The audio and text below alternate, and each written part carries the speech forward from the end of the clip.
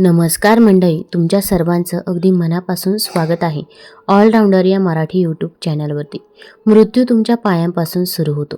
आत्ताच 3 गोष्टी खाण्यास सुरुवात करा. तुम्ही कधी ऐकलं आहे का की मृत्यू पायांपासून सुरू होतो? सुरुवातीला हे थोडंसं विचित्र वाटेल, पण जर तुम्ही खोलवर विचार केला तर त्यात एक गहन सत्य लपलेलं आहे.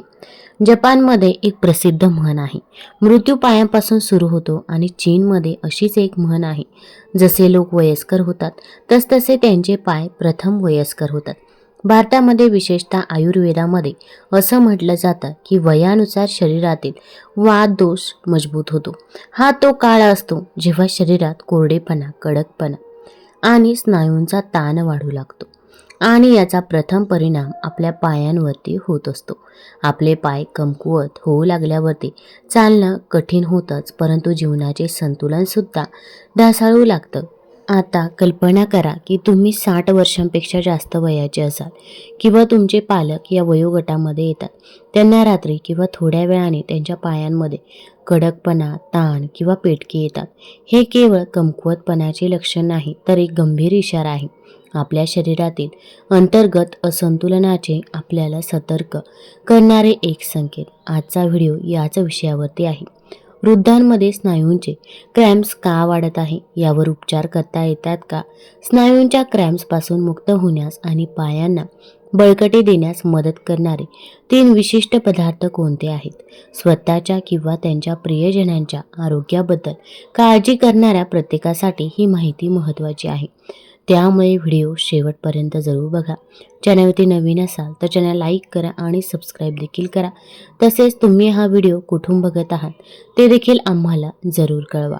पायांचे क्रॅम्प्स हा एक गंभीर इशारा आहे.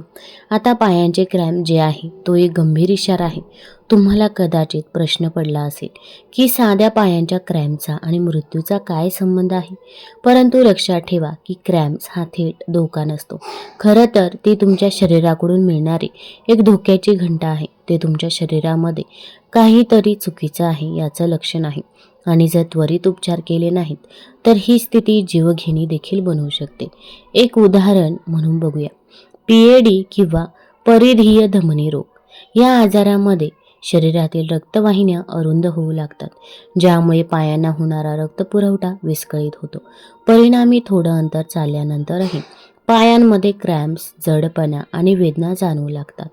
संशोधनानुसार पीएडी असलेल्या 15 ते 30% लोकांना नंतर हृदयविकाराचा झटका किंवा स्ट्रोकसारख्या आजारामुळे मृत्यूचा धोका संभवतो. म्हणून कधीही पायांच्या क्रॅम्प्सला कमी लेखू नका. संशोधनामधून असं दिसून आलं आहे की 60 वर्षांपेक्षा जास्त वयाच्या 3 पैकी एका व्यक्तीला नियमितपणे पायांच्या क्रॅम्पचा सामना करावा लागतो. यापैकी बहुतेक प्रकरणे रात्रीच्या वेळी होतात, ज्याला नाईट लेग क्रॅम्प्स म्हणतात. कल्पना करा की तुम्ही गाढ झोपेत आहात आणि अचानक तुम्हाला तुमच्या पायांच्या स्नायूंमध्ये, विशेषतः तुमच्या खालच्या स्नायूंमध्ये, काल्प मसल किंवा तळव्यामध्ये तीव्र खेच किंवा वेदना जाणवते, ज्यामुळे तुम्हाला जाग येते. ही वेदना कधी कधी 10 ते 15 मिनिटे टिकू शकते. ती एखाद्या व्यक्तीच्या झोपेवर, आरोग्यावर आणि मानसिक शांतीवर परिणाम करू शकते. हे का होते तर त्याची मुख्य कारणे. आता सर्वात महत्त्वाचा प्रश्न म्हणजे असं का होतं? उत्तर आपल्या शरीराच्या अंतर्गत प्रक्रियामध्ये आहे. खनिजांचं असंतुलन. पोटॅशियम, कॅल्शियम आणि मॅग्नेशियम सारखे खनिजे आपल्या शरीरासाठी महत्त्वाची असतात. या खनिजांच्या कमतरतेमुळे नसा आणि स्नायूंमधील संवादात व्यत्यय येतो, ज्यामुळे पेटके येण्याचा धोका वाढतो. रक्तप्रवाह मंदावणे. जसजसं आपण वयस्कर होतो तशा आपल्या धमन्या कडक होऊ लागतात. यामुळे रक्तप्रवाह मंदावतो आणि स्नायूंना आवश्यक पोषक तत्वे व ऑक्सिजन मिळण्यापासून रोखलं जातं. परिणामी पायांमध्ये कडकपणा आणि पेटके येऊ लागतात. मज्जासंस्थेचं कार्य बिघडणे. मधुमेह किंवा इतर घटक मज्जासंस्था कमकुवत करू शकतात. याचा परिणाम शरीराच्या संवेदनशीलतेवर होतो आणि पेटके अधिक सामान्य होतात. औषधांचा परिणाम, जसं की डायरेटिक्स, कोलेस्ट्रॉल कमी करणारी औषधं किंवा रक्तदाब नियंत्रित करणारी औषधं, या सर्वांमुळे शरीरातील खनिजे कमी होऊ लागतात आणि पेटके येऊ शकतात. प्रभावी घरगुती उपाय. आता आपल्याला कारणे समजली आहेत, तर आपण उपायांकडे जाऊया. या समस्येचे निराकरण करण्यासाठी तुम्हाला मोठ्या वैद्यकीय सेटअपची आवश्यकता नाही. काही सोप्या घरगुती उपायांनी आणि जीवनशैलीतील लहान बदलामुळे ही समस्या लक्षणीयरित्या नियंत्रित होऊ शकते. स्ट्रेचिंग. दररोज हलका व्यायाम, विशेषतः स्ट्रेचिंग व्यायाम शरीराच्या नसा सक्रिय करतो. कोमट पाणी. कोमट पाण्यामध्ये पाय भिजवल्याने रक्तप्रवाह वाढतो आणि स्नायूंना आराम मिळतो.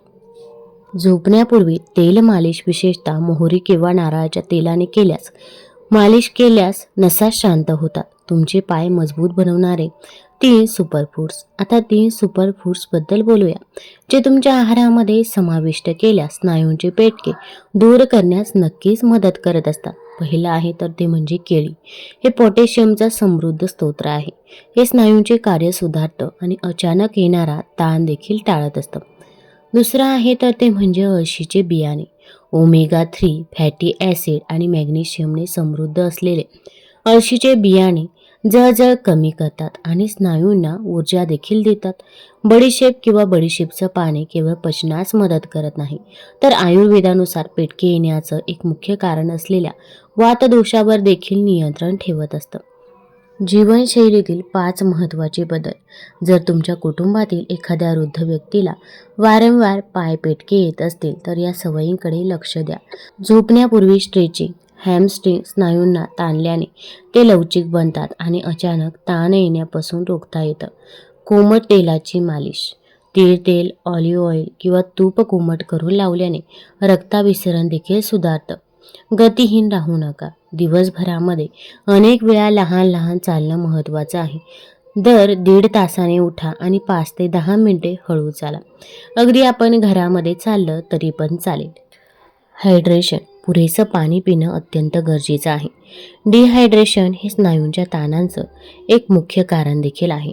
औषधांचे निरीक्षण. जर तुम्ही BP किंवा कोलेस्ट्रॉलची औषधं घेत असाल तर डॉक्टरांशी चर्चा करा की त्यामुळे हा त्रास होत आहे का. विशेष आयुर्वेदिक उपचार. तर पहिलं म्हणजे केळी आणि भिजवलेले मनुके. दररोज सकाळी 1 केळ आणि 4 ते 5 भिजवलेले मनुके खा. हे स्नायूंना आराम देण्यास आणि रक्तप्रवाह सुधारण्यास मदत देखील करतात. विशेषतः म्हणजे ज्यांना मधुमेह आहे तर त्यांनी डॉक्टरांचा सल्ला घ्यावा. त्यानंतर तीळ. तीळ कॅल्शियम आणि मॅग्नेशियमचा उत्तम स्रोत आहे. 1-2 चमचे तीळ भाजून दुधात किंवा पिठात मिसळून खा. हे वातदोष देखील संतुलित करत असतात. नंतर आहे तर ते म्हणजे हळदीचं दूध. हळदीमध्ये नैसर्गिक दाहक विरोधी गुणधर्म आहेत. कोमट दूध, हळद आणि थोडी काळी मिरी यांचे मिश्रण स्नायूंना दुरुस्त करण्यास आणि झोप सुधारण्यास मदत करतात. मेथी दाणे आणि गूळ. रात्री 1 चमचा मेथी दाणे पाण्यात भिजत ठेवा आणि सकाळी ते चावून खा. सोबत गुळाचा खडा घ्या. हे सांधेदुखी आणि वातदोषावरती अत्यंत प्रभावी उपाय आहे. तसेच यानंतर आहे तर ते म्हणजे अश्वगंधा. अश्वगंधा शरीरातील कॉर्टिसॉल ताण कमी करते आणि स्नायूंची रिकव्हरी वेगवान करते. झोपण्यापूर्वी कोमट दुधात अश्वगंधा पावडर घातल्याने हाडांची ताकद वाढते. नंतर आहे व्हिटॅमिन D आणि सूर्यस्नान.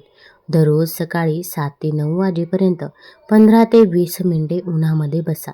यामुळे नैसर्गिक व्हिटॅमिन D मिळतं, जे कॅल्शियम शोषण्यासाठी आणि स्नायूंच्या मजबूतीसाठी अत्यंत आवश्यक आहे. तसेच आता एक तर नवीनच आजार समोर आलेला आहे, तर ते म्हणजे अनेक वृद्ध व्यक्तींच्या पायांना सूज येते. अगदी 60 नंतर देखील तुमच्या पायांना सूज येत असेल तरी देखील तुम्ही हे उपाय नक्कीच करू शकता. पायाला सूज येणे ही एक सामान्य समस्या आहे. याची अनेक कारणे असू शकतात. खराब जीवनशैली, पोषक तत्वांचा अभाव, शारीरिक हालचाली न करण्याची सवय आणि लठ्ठपणा ही कारणे असू शकतात. तुमच्या पायाला अनेकदा सूज येत असेल तर गरम पाण्यात 1 चमचा खडे मीठ, 1 चमचा तुरटी पावडर टाकून पाण्यात पाय भिजवा. तुरटीमध्ये असलेले पोटॅशियम सल्फेट आणि रॉक मिठामध्ये असलेले मॅग्नेशियम आणि सल्फेट यामुळे पायांच्या सुजेमध्ये बराचसा आराम मिळतो. पायांची सूज दूर करण्यासाठी ॲपल सायडर व्हिनेगर देखील खूप उपयुक्त आहे. एका बादलीत पुरेसे गरम पाणी घ्या, जेणेकरून तुमचे पाय उष्णता सहन करू शकतील. या पाण्यात ॲपल सायडर व्हिनेगर घाला. या पाण्यात पाय बुडवून ठेवा. आपल्या शरीराची लिम्फॅटिक प्रणाली शरीरातील विष आणि बॅक्टेरिया काढून टाकते. जेव्हा ही प्रणाली योग्यरित्या आपले काम करत नाही तेव्हा शरीरात विष जमा होऊ लागते. अशा स्थितीमध्ये संसर्ग होतो आणि हात किंवा पायात सूज येऊ लागते. कोथिंबीर बारीक करून पेस्ट बनवा. ही पेस्ट तुमच्या पायावरती लावा. धन्यामध्ये अँटीमायक्रोबियल आणि अँटी इन्फ्लेमेटरी गुणधर्म असतात जे जळजळ कमी करण्यास मदत करतात. कोरडे झाल्यानंतर कोमट पाण्याने पाय हे स्वच्छ करा.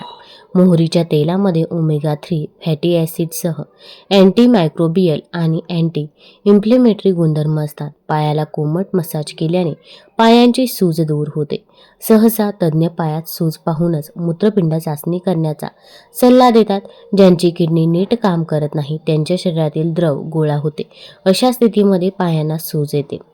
अल्ब्युमिन नावाचे प्रथिन तुमच्या रक्तवाहिन्यांमधून रक्त बाहेर पडण्यास प्रतिबंध करते. कधीकधी यकृत अल्ब्युमिन बनवणे थांबवते. अशा स्थितीमध्ये शरीरात या प्रथिनाची कमतरता होते. यामुळे रक्तवाहिन्यांमधून रक्त देखील बाहेर पडू शकतं. अशा स्थितीमध्ये तुमच्या पायामध्ये सूज येते. मोहरीच्या तेलात थोडी हळद मिसळून कोमट पायाला लावू शकता. हळदीमध्ये दाहक विरोधी गुणधर्म देखील आहेत. त्याने मालिश केल्याने खूप आराम मिळतो. पायांची सूज दूर करण्यासाठी आपण हे घरगुती उपाय नक्की करू शकता. त्यामुळे पायांची सूज दूर होण्यास नक्कीच मदत होते. तुम्हाला जर ही माहिती आवडली असेल तर चॅनल लाईक करा, सबस्क्राईब करा आणि आपल्या मित्रपरिवारासोबत जरूर शेअर करा. धन्यवाद.